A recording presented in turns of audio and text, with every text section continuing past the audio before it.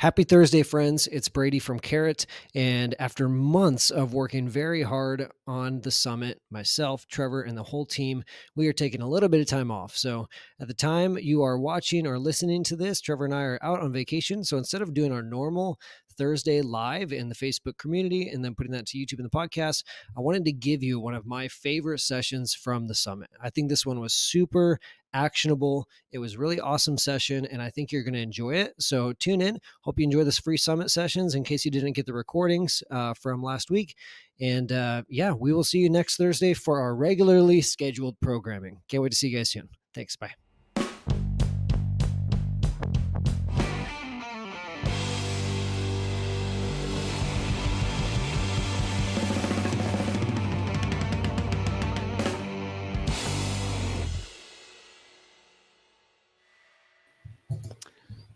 What's up, y'all? Welcome back. Toss over to my co-host, Mr. Brady Winder. Brady. How's it going, Nathan? How are you, man? Great. Thank you so much for having me on. Appreciate it. Thanks for coming to the summit, man. I'm really happy you're here. I'm super excited to get to talk to you. We spend a lot of time talking about SEO all the time on our podcast, newsletter, blog, everything. But it's pretty rare for us that we get to bring in someone outside of the real estate investing industry. So it's an honor for us to have you, man. I appreciate it. Thank you so much. It's my pleasure. Yeah, we actually, I think, according to our team, I think probably about 8 years ago or so, our team actually used you to, I don't know, get some intel on our own SEO for care.com. I think so. Yeah, I think maybe an audit or a strategy or something like that. Yeah, I think there was some strategy session a long time ago, but it's good to reconnect.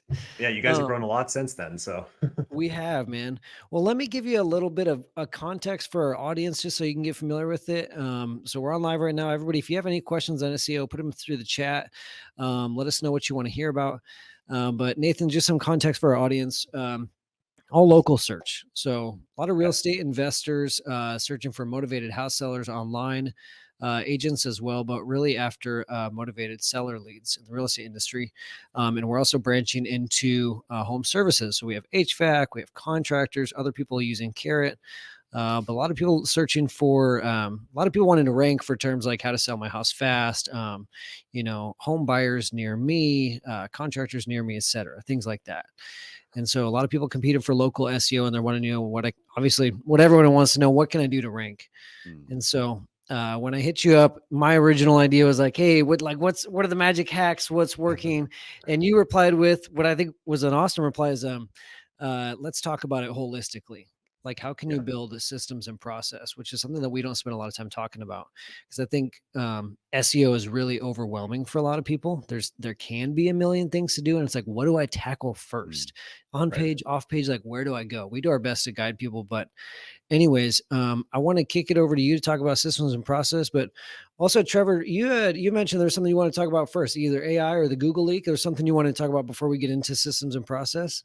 Yeah, dude. So I want to kind of start here for a few minutes because I know there's people thinking about it and it's kind of the conversation of the moment with SEO. But there was the Google Leak doc, which we've all had a chance to dig into and kind of take our inferences from it.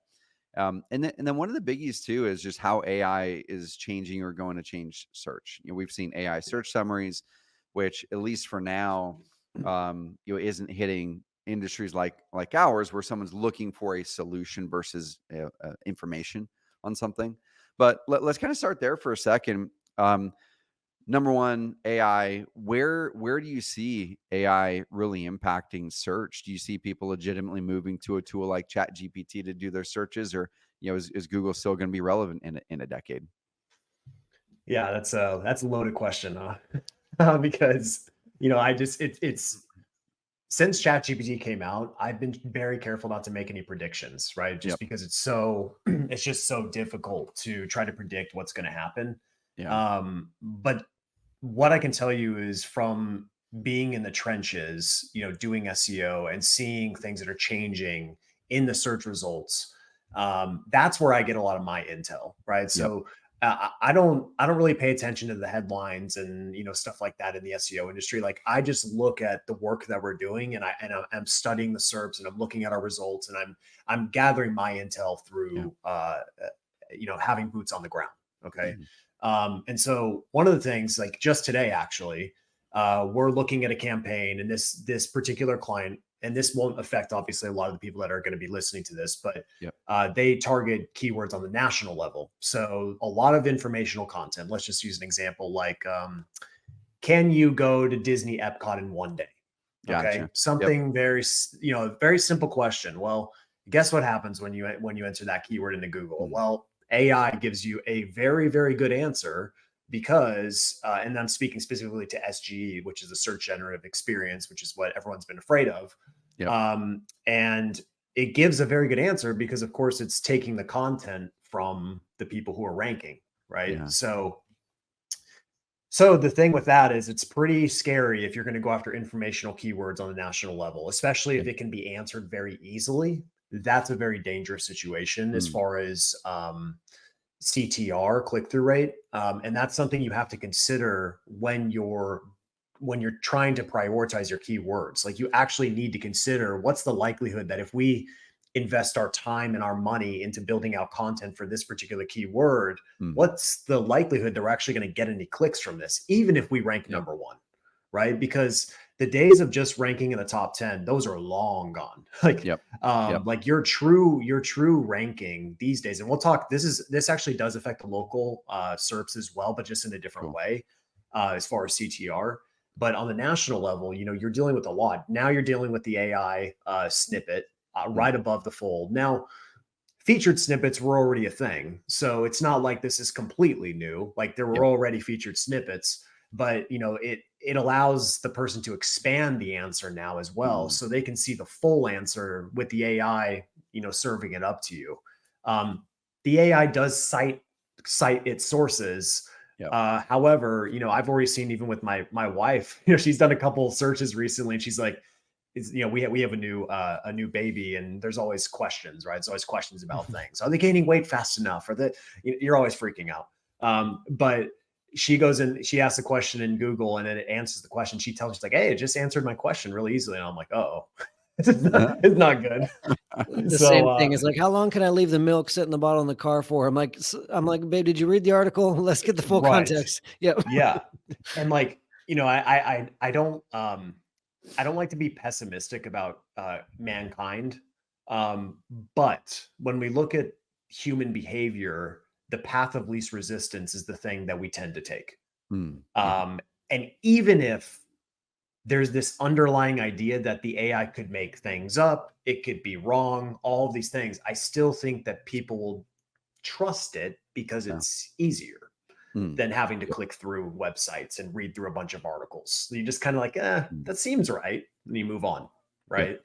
And so the reason I'm saying all of this is because informational keywords are the most dangerous. Like, Mhm. if it's a simple answer, those are the most dangerous keywords to go after. Yep. And it's going to create this weird catch-22 situation for Google, because if people like me stop creating content for keywords, Yeah, that's what I've Google been thinking. doesn't have any content to train its AI.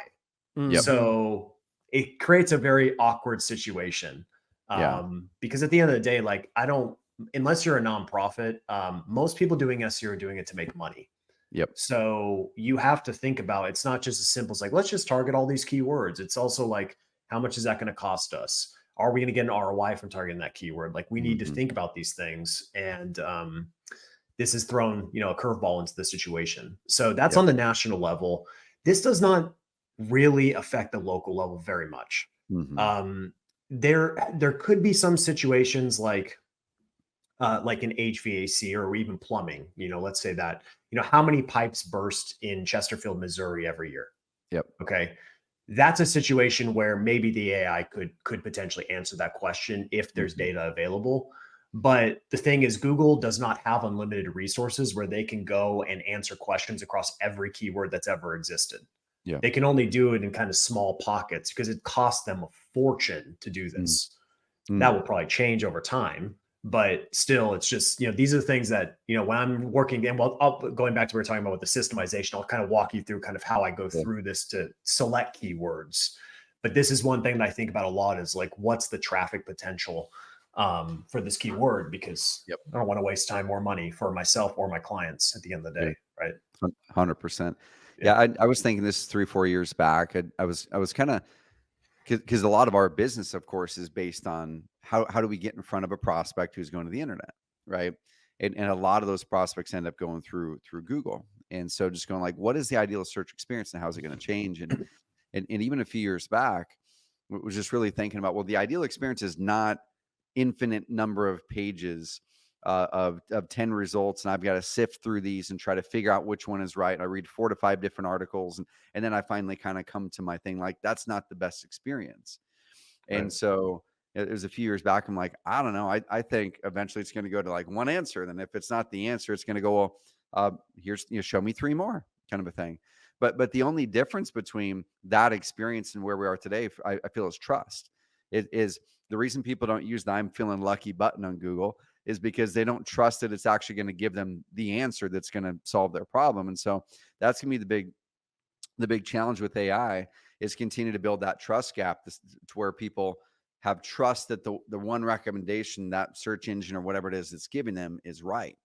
It's the same thing with Chat GPT. A lot of people who haven't used how to learn how to prompt it well, they're using it for math and for the quick, easy, simple things, but they're not trusting it for the big ones because they're not sure that the answer is right. But it'll get figured out for sure. And I think even with those local searches, we'll see. But they'll probably start to use a lot more of the user behavior, checking out their social graph. Hey, they've got a friend that they're connected to that made a review for this sushi shop, and it's close to where they're searching from, and therefore it's going to bring it over.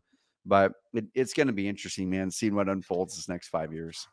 Yeah. And I think on the local, like, obviously I don't want to get too futuristic because it's so Yep. difficult to predict, but on the local level, the only thing I could see that the AI could potentially do eventually was, and it's always going to be review centric on the local Yep. level. Yep. So it's going to pull reviews and they'll say, these are the top 3 recommended companies based on XYZ, right? So it'd be reviews, it'd be based on a bunch of other metrics. I think there's a possibility that could happen, but that's pretty far out. I think for a while we're on the local level. We could talk obviously about this, but when it comes to local, like not to, no pun intended here, but occupy as much real estate as possible. Yep. That is absolutely the key when it comes to local, because local is so segmented out in so many ways. So, you have your traditional Google ads, which typically can push the local pack below the fold in a lot of cases, depending on the competition of the keyword. So you have traditional local pack, then sometimes you'll have local service ads. Local service ads are not in every industry, but when they're there, once again, that pushes that local pack even further down. And so, at that point, now we finally get to the local pack. And, even if you're number 1 in the local pack, there's also ads in the local pack as well. So by the time we finally get to the number 1 technically organic result, that could be number 5 or number 6 in a true ranking, right? When you consider everything. Yeah. And so you really have to be thinking about this kind of at a broader, kind of broader view. And unfortunately, in this day and age, there is a pay to play type of situation going on. But, I believe personally that you need to be thinking about hitting on all fronts. So what I think about is, doing Google ads, traditional Google ads, doing local service ads, getting ads in the local pack, and then of course ranking in the local pack as well. And then also hitting the organic, which is below the local pack. Love it. Then even in that section, there's a bunch of stuff you can do. You can rank your website, but you can also rank in the directories that are ranking as well, right? So There we go. really, the goal is to try to just build as much awareness in the SERPs and try to cover as much ground as possible, because the days of like, I'm just going to rank my 1 page on Google you're going to have a tough time. Yep. Is all I'm going to say. So, no, dude, I love it. I want to take the Google Leak thing towards the end if we have time. Sure. So cliffhanger that for everybody there if there's time.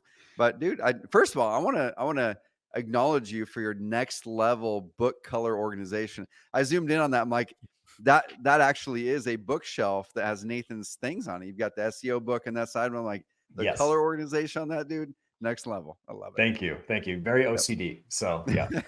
So we'll turn it back over to you and really talk about how to build that SEO machine and how can people think of SEO in a more process-based way. Yeah, I mean, for me, and honestly, this hasn't really changed. Like my systems have changed, but the overall strategy and kind of the way I walk through it hasn't changed very much over the last decade that I've been doing this. And I always begin with keyword research. at the end of the day, the key words are simply demand. That's what we're trying to figure out. Like, where is the demand and how do we capture that demand? So in this case, we're in the context of search, we're trying to find where's that search demand in Google. Mm. And so for me, when I'm thinking about building a keyword database, there's a few things that go on. It will largely depend on if the website is completely new or if the website is established, maybe has some keywords that's already ranking for. Mm. We can kind of go both routes, but I'll start with assuming an existing business.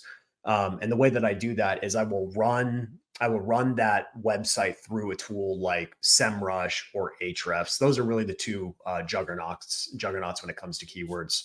And I will run that through, and then I will pull all of the keywords that website is ranking for. Mm.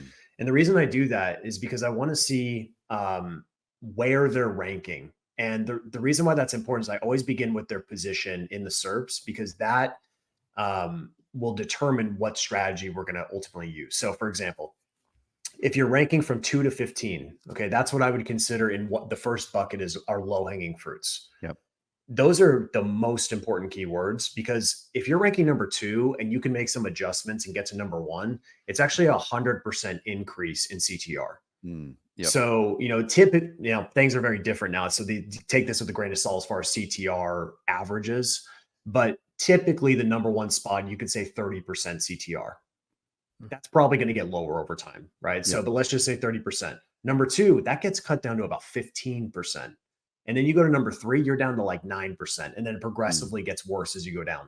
So, Gotcha. To ultimately do that is, and also, if you guys have this tool as well. So perfect. Yeah. So what I would do is I would look at these low hanging fruits and look for opportunities to optimize this specific set of keywords. That's the most important thing. Dude, so this is really good right here. Like you're mentioning, Nathan, in this example here for this site. So we just put it into the Keyword Explorer, and this data comes from SEMrush, that resource you had mentioned there.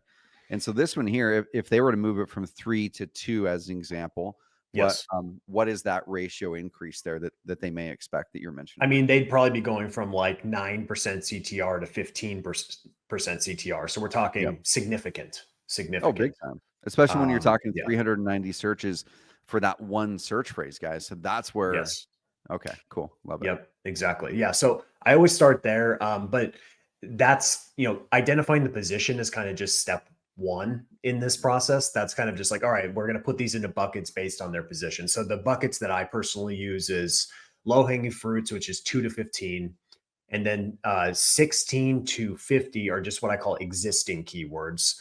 And then anything beyond position 50 are what I call clustering opportunities. Now, it might seem like, oh, wow, keywords are ranking beyond position 50. Those must be totally worthless, right? Come to find out, though, there is so much opportunity in those keywords, because when you're trying to improve your performance, one of the deficits that you usually have to narrow in most campaigns is a lack of topic authority, right? So if you like sell my house fast in Louisville, right? So your number 1 job is to become the go-to authority for that topic, right? So you need to make it abundantly clear to Google that you are the website that is the authority on selling houses fast in Louisville. Like that needs to be your number 1 objective.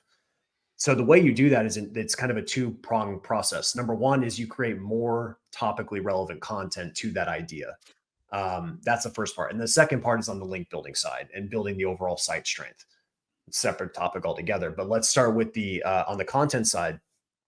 I really want to highlight this because this is a huge mistake that a lot of local businesses make. And this is very, very devastating. I've had to clean this up more times than I can count. And so what some local businesses will do is like, all right, I need to build like topic authority. So then they might start creating content about like how to sell your house fast. And they won't add any location specific modifiers to that, right? Or what is a house? Or, they just start going down the line of all these kind of broad keywords. That is not the way you want to do on the local level. What you want to do on the local level is you want to combine whatever your core offer is along with the location that you're trying to drive leads in, right? So like, for example, I work in the personal injury space quite a bit. Like that's one of the ones that I've worked in countless times.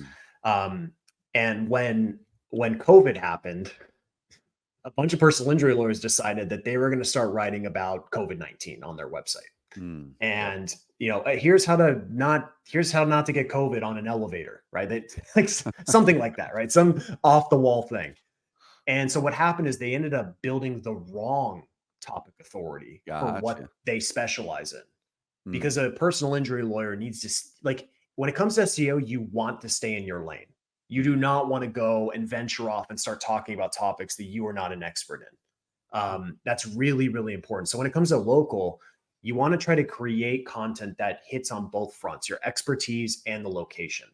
So what you don't want to do, the opposite of this, is some people will do, like, if they're targeting Louisville, they might publish something like things to do in Louisville, Mm. right? Yep. That's halfway there, right? We're almost there, but now you're missing the top, like the subject matter expertise. You need to have both of those combined. So what I would do to kind of kill two birds with one stone is I would create something that hits on the subject matter expertise, the location, and can also serve as some sort of link bait. Okay. And so something that I would do would be like, like 2024 statistics about selling your house fast in Louisville. Gotcha. Yep. I'd build a data-driven asset about that, something, start to get really specific, and I would build that out. Because what I've done in that scenario is I've hit on all kind of the three elements that can, ultimately help you grow site authority the right way. Gotcha. And when it comes to driving links to your website, like getting backlinks, the best thing you can do is just create more linkable assets. So when I'm creating content, I'm thinking about how do I make this as linkable as possible? Yep. And there's certain content that's linkable and certain content that is not. And typically, like, data-driven content is my go-to because data-driven content, people love to link to data. It's referenceable. It's like local reporters who are looking for to like support something in some sort of article they're creating. They go to Google first. So you want to be there with this data, so then you can get those references to your site. So yeah, I probably threw a lot at you there, but we can kind of No, dude. unpack that. I want to press into that last part a little bit because especially for our industry, and I don't think we're unique. I think HVAC or home services feel like they have the same challenges. Is they always go, well, how do I make content that people actually care to link to, right? So instead, they end up making a bigger article from AI or Chat GPT, which we had a session on that yesterday, and you guys can go do that. But the problem with that type of content, like Nathan is saying, is it's not going to really attract the backlinks. It's going to get content up there. It might help with your topical authority, but it's not really going to attract and build authority from other people saying, hey, this is a good resource, and link to it. And so the data side, I've been talking about data with my team too, like how do we create more data-driven content? That's stuff that is actually way more easier than people probably expect. So Nathan gave you guys one example, but let's kind of riff on a few more examples. It could be a real estate agent, it could be a real estate investor, it could be a home services. What are some other examples that put you on the spot, but that just kind of pop to mind that may be good ideas that people can kind of start to brainstorm around? Yeah, I mean, I could go all day with like HVAC, right? I Yeah. mean, there's so much material there. So like, because I'm in St. Louis, I'll just use St. Louis as an example. So like if I was trying to build out a link bait type of campaign for an HVAC business in St. Louis, I would start to think about things that are not, so this is kind of the key here. You don't want to go after topics that are the same answer in other locations.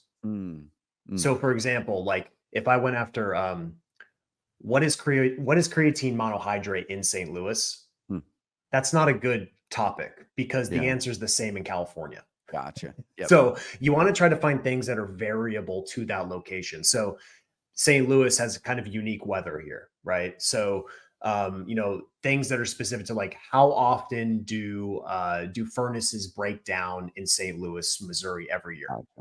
My furnace went down in the winter 2 years ago, right? So like to know how often that happens to other people, once again, that's a linkable idea, right? Someone can go and link to that as a reference, say, oh, I didn't know that, this happens to 1,400 people every year, right? Or 1,400 homes, right? So I started to like break that down and try to find those like specific ideas. And you can just basically take, furnace repair, everything related to that. Like, for example, in St. Louis, I don't know where you guys are located, but we've had the cicadas come over the last 6 weeks.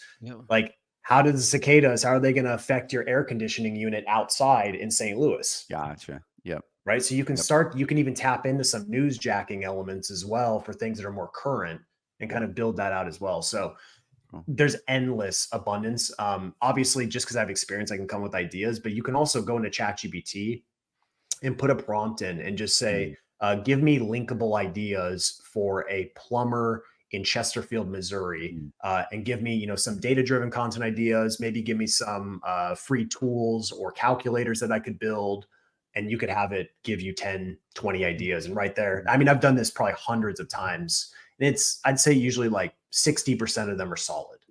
Dude, So that's really good right there, man. I love that. Yeah. So one of the questions that pops up for me, Nathan, is how do you like going back to like SEO overwhelm, how do you prioritize, okay, I'm going to spend this much amount of time doing link bait, like really good high quality content that people want to link to for the purpose of getting, backlinks versus, okay, I'm going to go hard on this one keyword, how to sell my house fast Louisville, just try to rank for that. How do you prioritize those? It's a good question. Yeah, so I'll kind of go back to the keyword research component and then kind of work through as far as how its priorities should be set.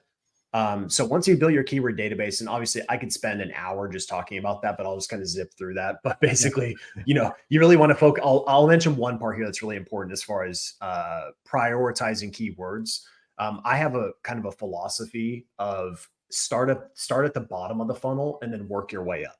Okay, so what a lot of people will do is when they're like, all right, what are the keywords they're going to go after? Well, typically what they'll do is they'll sort their keywords by search volume.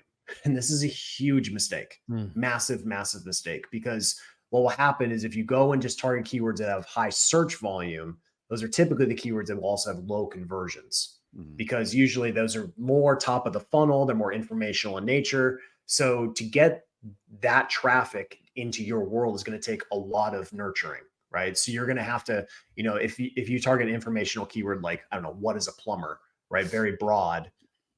Are you going to be able to close a deal that day, on someone coming to your house? Like, I don't know if you're going to get a deal on that, right? It's going to take a lot of pushing them down the funnel. You're going to have to get them on a lead magnet, and then you're going to have to nurture them. And then you're going to have to try to figure out, like, it's just not a good fit. Right. Yeah.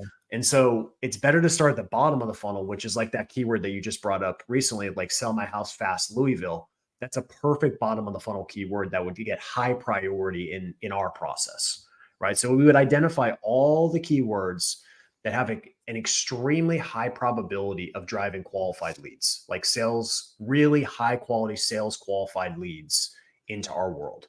And then from there, that's where we begin. And every single thing we do from that point forward is to support those bottom of the funnel keywords. Yep. And so I'm looking at a couple of things. I'm looking at the intent of the keyword. So, sell my house fast Louisville, that has more investigative intent, right? So it's not necessarily all the way down into the bottom of the sales cycle, but it's getting there because a keyword like that, they're not actually brand aware at this point. So they haven't said, I want to go with this company or this company. They don't even know who the companies are, right? So they're just trying to figure out, like, who should I work with? That's more still in the middle. But then once they get lower, now you're getting into the real conversion area. So you really want to be hitting keywords at kind of each stage, but begin with, really focusing on the intent. That really matters. And you can just tell it's pretty obvious usually, like plumber, Chesterfield, Missouri, best HVAC company in Chesterfield.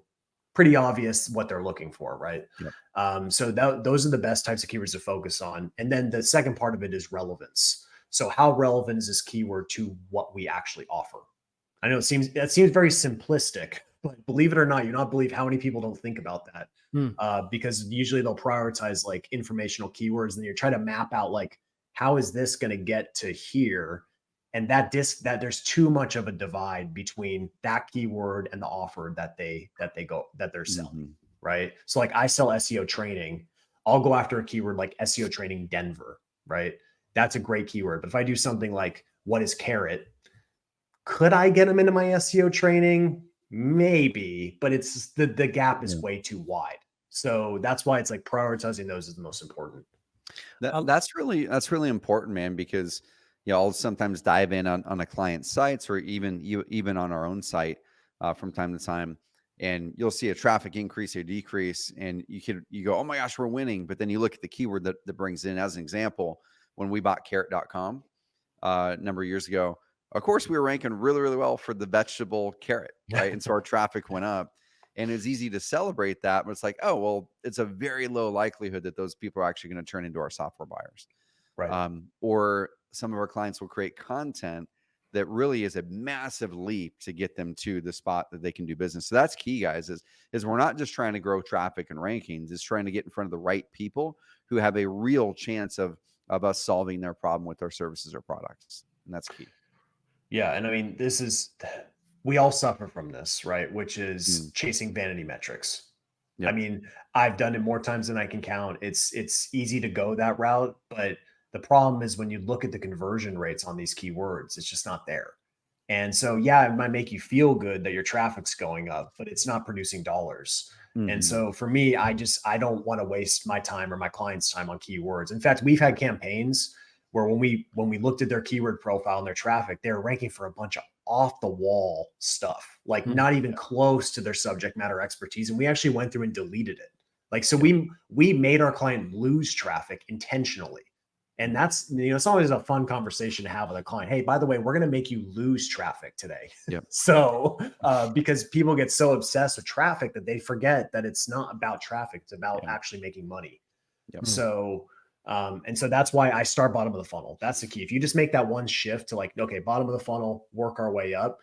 There's utility in informational keywords, by the way. I'm not saying they don't have any utility.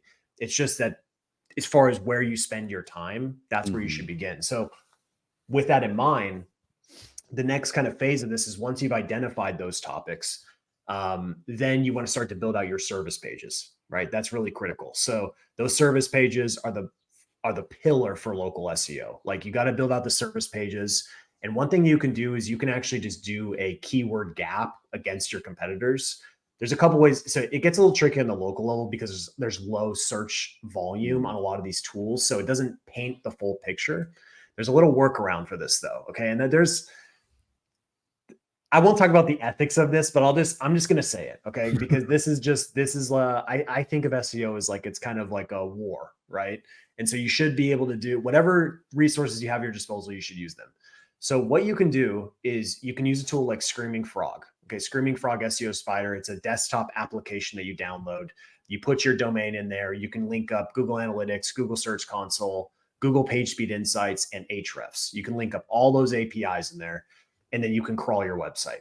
So I highly recommend doing that for yourself, like crawl your own website and just see your performance for your entire website as a whole. That's a good thing to do. That's a part of our SEO audit process, which gets overly technical. So I'll kind of skip past that part. But the thing that I'm talking about here is when you're trying to build out your content plan, what you can do is you can actually run your competitor through Screaming Frog. Yep. So what I do is I run one of the top competitors who's really killing it. I'll run them through Screaming Frog. And what happens is I get their whole sitemap. So now I know exactly the types of pages to build. Instead of having to guess, I know, oh, okay, they have all of these pages about these various service offerings. I need to fill these gaps for this business that we're working with. Yep. And so the goal is to fill gaps. I'm identifying gaps, I'm filling those gaps, and that typically produces the outcome. So we focus there, build those service pages. And the way that we create a service page, if you want to talk about that kind of tactically, your page should always match the intent of the keyword. Okay. So if someone is searching for sell my house fast Louisville, we should create a commercial driven page. We shouldn't create like an informational piece of content that doesn't match the intent well, because we want to try to drive leads. So the way we structure that page should be really conversion focused, right? So we're going to have a phone number above the fold. We're going to have a form above the fold. We might even have a sticky form that kind of chases them through the whole page. We're going to have that left-right format design to make sure it's easy to digest. And we're only going to have content on those pages that's actually going to take that person from having no clue who we are to actually becoming a lead. So that's going to be, of course, all the psychological levers that you can pull, which is social proof, reducing risk through guarantees and a good offer, all of those things. That's what we want to focus on.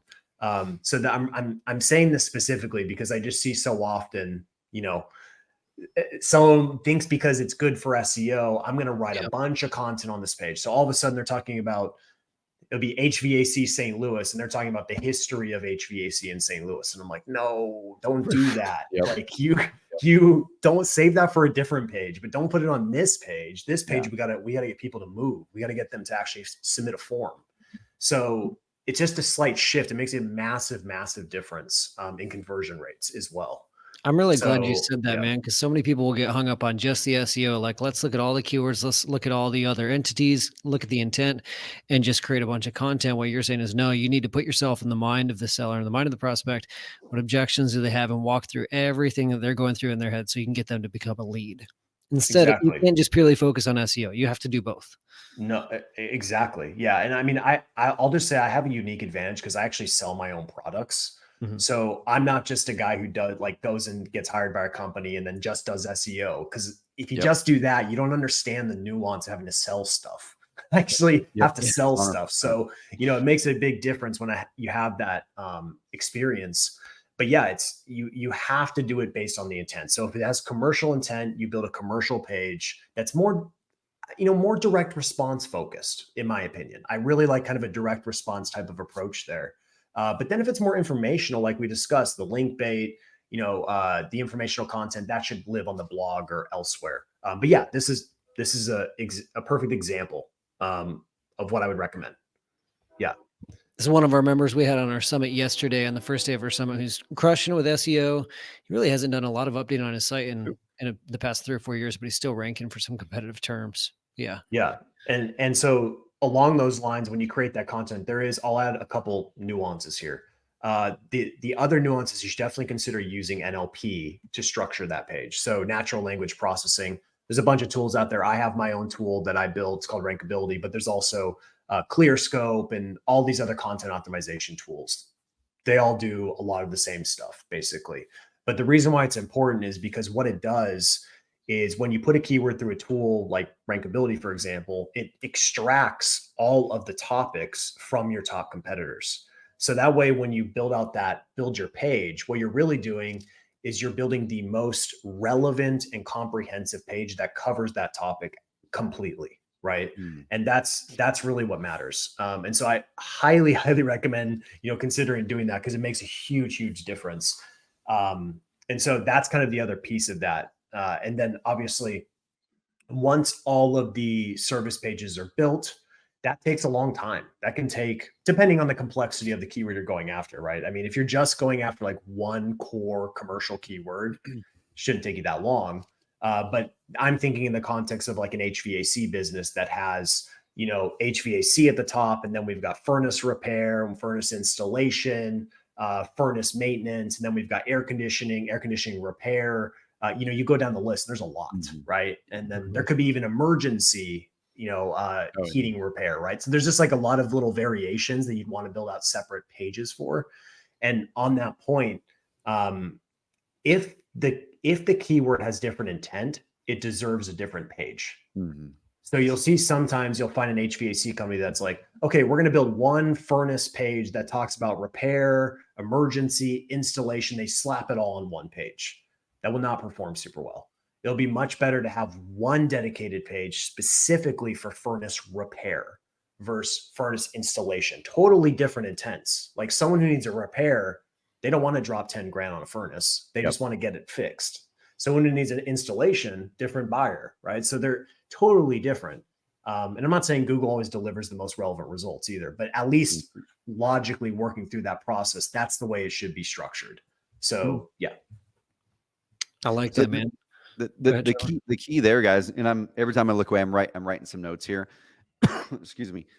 Dude, this aligns so darn well with the way that our platform works. And so as people are asking questions, what do a service page mean, or these other things, everything Nathan's mentioning, y'all, except for Rankability, like that's something we don't have in our system. Let's connect after this, because we don't do a great job once you want to create the location page and make it unique from there of aiding people with the tools yet. But we call them location pages. And so if anyone is hearing Nathan say service page, we pretty much say like, hey, what are the locations you do business in? Because a lot of our clients are doing business in 5 cities or 10 cities or 3 states. Right. And then within each city is what services or what are the different intents of what people would search in those markets. So as Nathan's describing it, guys, 1-to-1 is location pages for that vernacular. Dude, this is awesome, man. So they do the keyword research. They create the service pages or location pages. Use the keyword gap analysis. You can use Screaming Frog to get the crazy deep analysis. Everyone using our SEO tools, you can use that to put in your competitors' URL as well to at least get gaps in keywords. But that's a crazy cool opportunity to be able to go like, how can we then give them inferences to say, no, these are the ones you should focus on. So that's something that we're working on behind the scenes in our software. What comes next though? So they create those pages. What's next? Yeah. And I want to rewind just one click back, just because I want to make sure that like, I want to give the best strategy. Okay. Because right now there's a certain strategy that works incredibly well for new websites. So like if you're building a brand, let's say you're going after a new location, right? You want to go after, Chesterfield, Missouri. You want to sell houses fast in Chesterfield. And let's say you already have an existing site and it's kind of more branded. It's going after a lot of locations. Those don't perform as well as a hyper relevant type of site. So when I mean hyper relevant, I mean very relevant. Like, so the example I give in my training program is a keyword St. Louis SEO consultant. Okay. Yep. If you look up St. Louis SEO, you're going to find two things. You're going to find my site, gotchseo.com, which is very old and very strong. So that's not the one I'm talking about. But the one you'll find is actually ranking above my very strong and old website is stlouisseoconsultant.com. This is one page, and it's beating my DR73 website. Yep. Now, why is that? Because it's literally the most relevant website for that query. It's the most relevant. So, exact match domains have been demonized, especially with the recent leak. People are like, oh, it says exact match domains in here. They lose a little bit of points. There's the biggest lie, because I've tested this literally for the last 5 years. These exact match domains outperform general branded domains on the local level all day. And especially not just in the traditional organic, in the local pack. Like go and just have some fun and search some keywords in the local pack to see what you find. You're going to find keyword rich businesses that dominate. So when you use that kind of double play where you basically, so there's ways to do this safely. Okay. So what you do is you have your main company. Let's say for me, it's Gotch SEO LLC. All right. That's my bigger company. What I would do is I'd get a DBA. So my DBA would be St. Louis SEO consultant. It's a protection from getting suspended from Google. So if you have a DBA, even if you were to get suspended, you could appeal and you'll probably be fine. So because it's actually a legal name by like in the state. So you do that, and then what you do is you build out the Google business profile in the exact match domain name. You'll rank in a couple of weeks. You'll beat websites that you'll beat businesses that have tons of reviews as well. Like that's how overpowered this is right now. I'm not saying it's always going to be like that, but it's that overpowered right now. And so you can rank there. And like, funny enough, I ranked for Chesterfield plumber in where I live, like just to prove the point. Like I'm not a plumber and I beat a bunch of plumbers, like just to prove the point. And so, you can rank in the Google business profile or in the Google business local pack. And then you can rank organically just as easy as well. So if you're going after a new city, I would highly recommend considering this approach because it makes your life a million times easier. Like you'll rank easier, it works better, it just across the board. It's much easier. So which is really encouraging for someone who hasn't started their business yet, or maybe they're in the early phases and they can afford to kind of rebrand their company and choose a more accurate business name. But even if you have, you can still launch a new website, get a new domain for, Sell My House Fast Roseburg or whatever it is. And I just think of it as like you're just building out a lead generation property in a specific target market. That's the way I think about it. And as far as the costs, like sometimes if we have a campaign with a client that has a general domain and let's say it's not performing the way that I like, well, on the back end, I'll do what I call an insurance policy. So I will build out one of these assets. And unfortunately it gets awkward because like right now I have this one client where my asset that I build is outranking him. And it's like, but I give it to them, right? It's their asset, but I'm just showing like it's more effective. Yeah. So yeah, it doesn't cost a lot. That's the thing. Like this one I'm talking about for this client, it cost me maybe, I don't know, $50. Yep. I mean, like the risk to reward is enormous. It's enormous. So, and we've just found doing that is actually less time, less effort, less capital than trying to make one domain rank for tons of locations. It's really hard to do that. You need a lot of authority to do that well. So, and most businesses don't. So, dude, this has been amazing, man. I could be on here with you for another hour and go into backlinks and all that kind of stuff. Guys, anyone curious about backlinks, the tip Nathan gave earlier, that's the thing to go do. Like figure out, can you do one a month, one a quarter that is something interesting that other people would actually want to link to? You can go, like a lot of people buy links and things like that without getting into that conversation. And that's a challenge, because oftentimes when you're buying links, the quality of those links can be really, really subpar. Not saying that buying links is a no strategy, but it's trickier for the long term, I feel, for sure. What's your, I know we're at time, but what is your take on buying links? Because that's something that came up like 3 or 4 times yesterday in the chat. What's your take on that? Is that relevant? Is it not? When is it? Yeah, I mean, obviously, I'll start with a disclaimer. It's against Google's guidelines, right? Yep. So it's against Google's guidelines. So take, there's risk involved, quote unquote risk, when you don't know what you're doing. So that's kind of the thing. And I'll just say buying links doesn't work when you go to a vendor and they decide where to get you a link. Yep.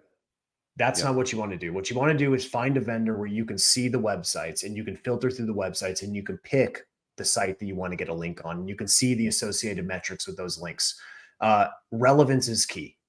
You just have to get relevant links. That's all that matters. On the local level, you like, before you even think about like buying links from a vendor, you should be thinking about getting links on donation opportunities. Like Chesterfield, start looking up places where you can donate in Chesterfield. You'd be surprised how easy it is to get these links. And there's the exact localized links that you need to build a proper link profile. Getting interviewed on your local news. Like I did this in in where I live. I got interviewed on this KSDK St. Louis, and I got a really powerful link for just like, I think it was like a 2-minute interview. So like it was worth it, right? So you can do these things. You don't need a ton of links. You just need a lot of really relevant links. And going back to the content side, I absolutely agree. You don't need that many content assets. You only need, if you're just starting out, try to build like 3 to 5, and then just spend all your time promoting those and driving links to those assets. You don't need to drive links directly to your service pages either. If you drive links to your informational assets, that authority flows to the service pages. So rising tide lifts all ships. So I like to focus in on driving links to the pages that deserve them, and then internally linking to the service pages. So yeah, I love it. I love it, man. Like I said, I wish we had another 15 minutes. And Nathan, I'm going to hit you up after this sometime. I'd love to connect over the next 3 weeks and for sure kind of wrap some ideas around. But guys, fill up the comments box. I know there's some good questions. We will get to those questions throughout the day for sure. Dude, where can people follow you? Where can people find you? Learn more about what you guys do? Because you have an amazing YouTube channel. First of all, guys, go to his YouTube. But where else can they find you? YouTube. You can find Nathan Gotch on YouTube. Go to gotchseo.com. I have my training program. Honestly, my training program is more kind of for agencies. So yeah, I mean, if you want to learn kind of the geeky stuff that agencies do, it's certainly a good fit. But honestly, I think for most people who are probably listening to this, Rankability would probably be the best option. Rankability.com. You can get a free trial. You can learn how to optimize your content. It's highly recommend. I mean, almost a lot of agencies use our tool to optimize their client sites. So just think about that. So dude, I appreciate you big time investing the time with us today. Guys, pop in the comments box, show appreciation, love towards Nathan. And we're going to move into the first breakouts of the day. And guys, go follow Nathan. I'll hit you up, buddy. Appreciate you spending the time with us today, man. Thank you so Nathan. much. Appreciate it.